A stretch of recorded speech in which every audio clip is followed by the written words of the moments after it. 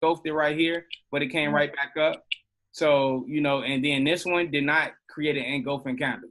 So when it actually headed down. Did this create an engulfing right here? Yes. Yes. And then after that engulfing right there, you got what? Boom, 1500 pip move to the downside, right? So I usually don't count this engulfing right here because it's the beginning of the channel on the higher time frame.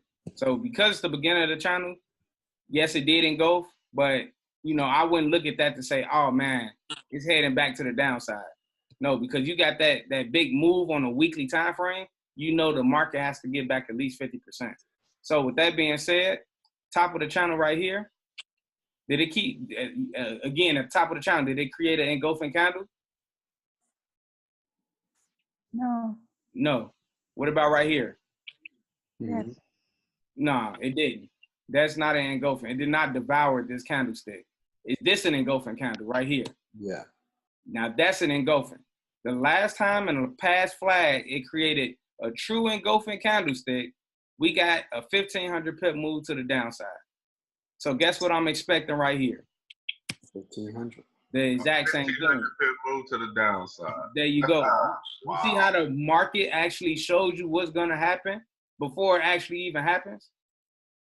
And you got to remember, this is a weekly time frame. So this is a weekly candlestick, engulfing candlestick.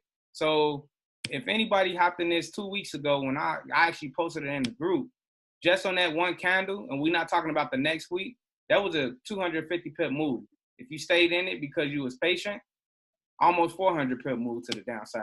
Now it's creating what? You see this? Now just look at it. You see the two candles, you see the green candle, and then you see, remember, that's just a small flag right here. This right here is just a small flag for a smaller time frame. Guess Hi, what, Terry. guess what that is? Terry, sorry to cut in. Oh, no, go ahead. My bad, I ain't hear you. Perfect. Okay, so with this engulfing, honestly, I'm quite new and I'm kind of confused. So if you can just give me just 1, 2, 3 seconds explanation about what when you talk about engulfing, please. And engulfing? Yep. Engulf means devours, pretty much like a giant over a midget. Put it that way. So you see this midget candle right here? You Yep. see the engulfing candle right here? You see how this devoured the last candle? This pretty much shows you that it's a trend change in the market. So just like I'm gonna go down to, somebody pick a time frame. I'm gonna go to the 15 minute. You see how this right here engulfed your last green candle? It Sure. started a different trend. This, right? I'm gonna show you what true trend started at. Let's see if we can catch one. So this is a true downtrend right here. I'm gonna delete all this. What started this true downtrend right here? On the 15 minute.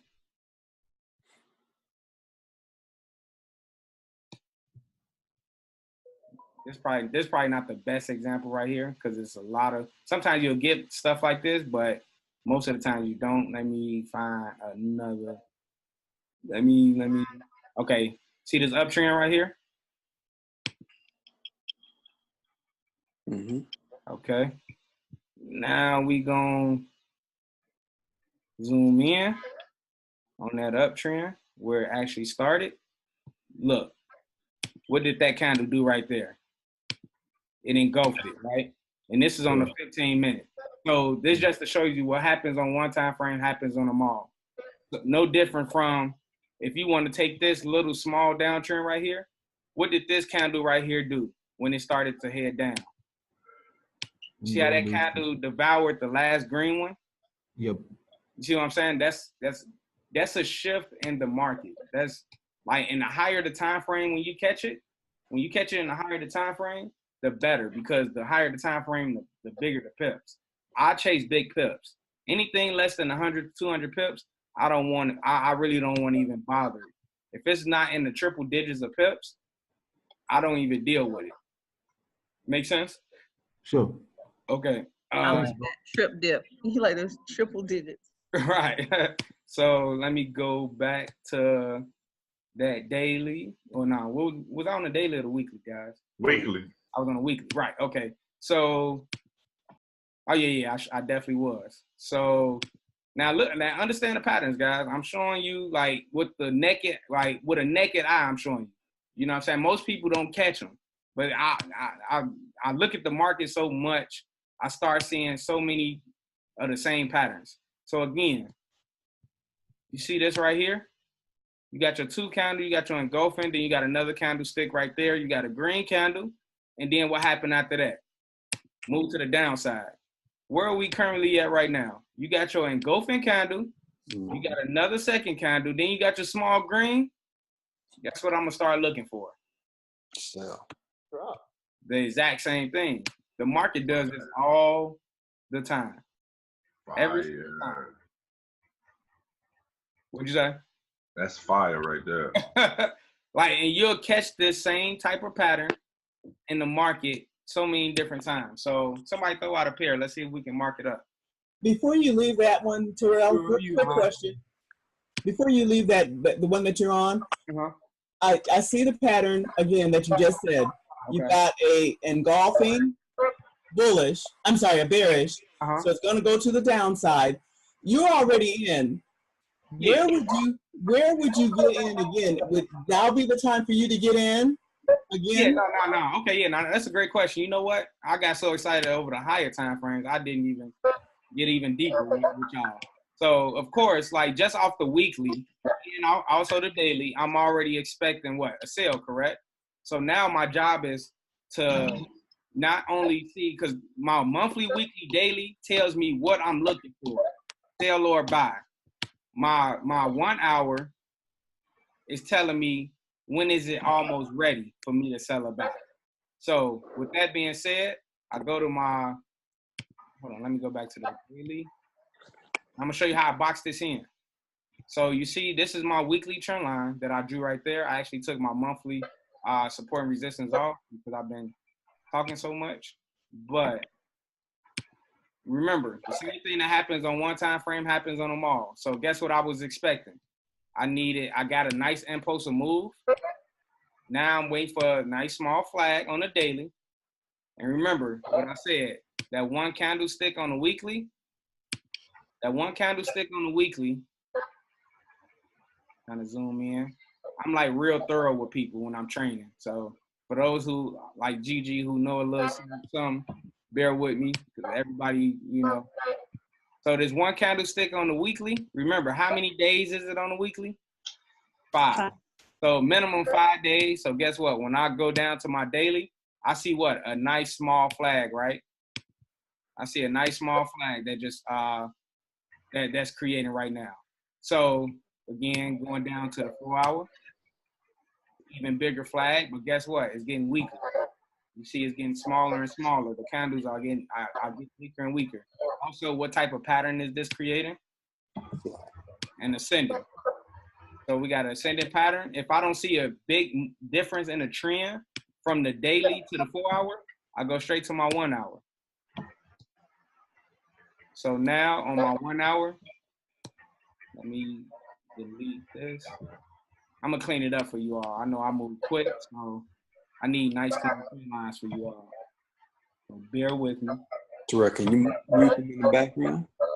Yeah, give me 1 second. In order for me to mute everybody, I'm share. Give me 1 second. All right. Cool.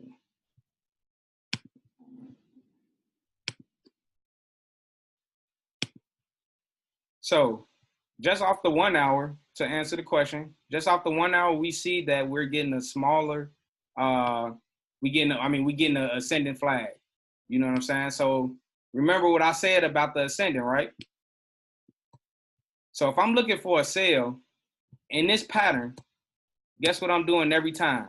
I see in this pattern, every time price gets up here, it decides to drop. Actually, I'm gonna move that. I'm gonna change that. I'm gonna do it even.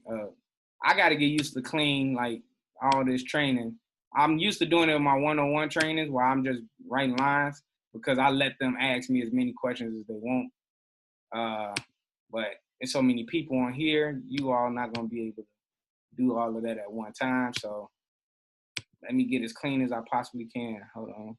But your charts are fine, you know. Yeah, but I want to show you, like, I'm real thorough.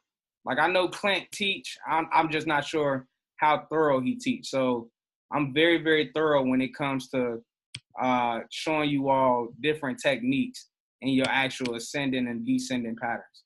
Because the way I operate, I want you to check every time price touch the top of the channel. And the reason why I move my trend lines from up here to down here is because you see how many touches it actually created right here. So what I automatically do, I see boom, price consolidated right here. But once it consolidated, it made its first move. Remember what I said about trend lines? It made its first move down right here. So from right there to right there, me personally, I wouldn't have got in, but it was 60 pips. But now I got in the back of my head, I understand that the last time price came right here, remove. The last time price came right here in this area, it dropped. So guess what I'm thinking right here? It's gonna drop, right? So now, if I want to, I will make my entry right here. Yeah, the top. At the top right there, right? And I can get possibly another 60 pips. And then I see this trend line break right here. And as soon as I see it break, I get out of there. I take my profits, and now I'm waiting for it to go up again. Same thing, price came up here. Guess what it did? It dropped, right? So now I got two options. Me, I either, because I didn't catch it up here, I either wait for price to break through, or I wait for price to get back to the top right here. This is, I'm gonna be real. Like, I will wait for price to get up here again before I look to sell. That's me personally. But I'm gonna tell you all, like, this is the trick to a more experienced trader ideal of catching it at the top. And the reason why I say that is because it's more risky. If you all want to be sure to get in, what you do is you wait for the break, impulse of move, a flag, then what? A continuation to the downside. So to answer the question, I know I still haven't got to the question all the way yet because I'm like real thorough on my moves. I want to show you all the tricks and kinks and everything in the actual on what you can do. So to answer the first one, I would wait for price to get up here. But let's say price don't get up here. What I need it to break here. But me personally, I go down to that 5 minute. Now, I'm not gonna hop in this trade right now. This is how you start your eyes start seeing everything.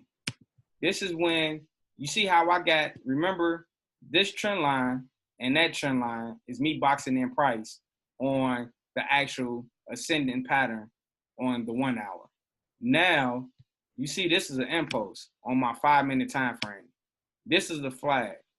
Now, if I wanted to get in right here, what I would do is I would wait for price to get right up here. And that's just because, actually, if you want to get in for the sale now, you can.